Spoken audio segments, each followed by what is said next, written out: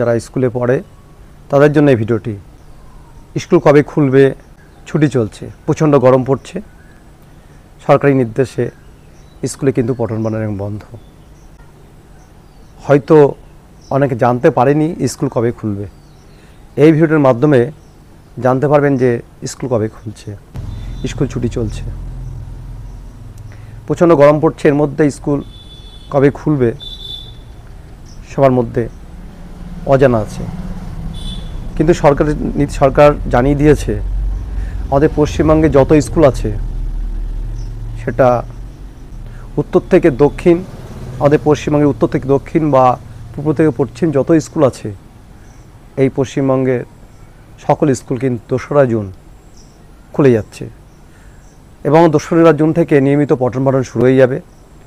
যে স্কুলে পড়ো সেই স্কুলে যে সময়ে ক্লাস শুরু হয় সেই সময়েই পঠন পাঠন শুরু হয়ে যাবে।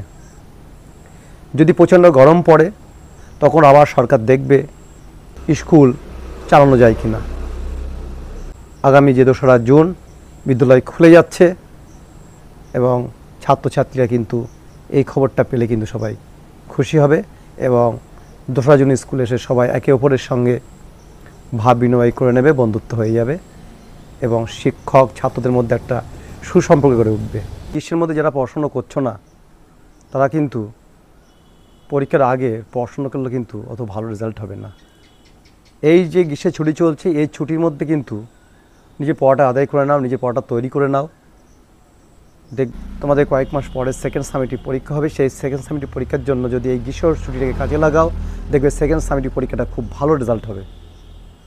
2রা জুন স্কুল খুলবে, তারপরে তোমার স্কুলে গেলে তারপর পড়াশোনা করবে, এতে কিন্তু তোমার বিশাল ক্ষতি হবে।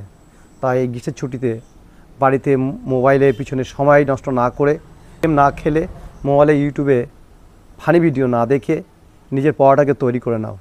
দেখবে তোমার যে পরীক্ষা হবে, সেকেন্ড সামেটিভ যে পরীক্ষা হবে, সেই পরীক্ষায় দেখবে একটা ভালো রেজাল্ট হবে এবং সেকেন্ড সামেটিভ পরীক্ষায় স্কুলে টপার হয়ে যাবে।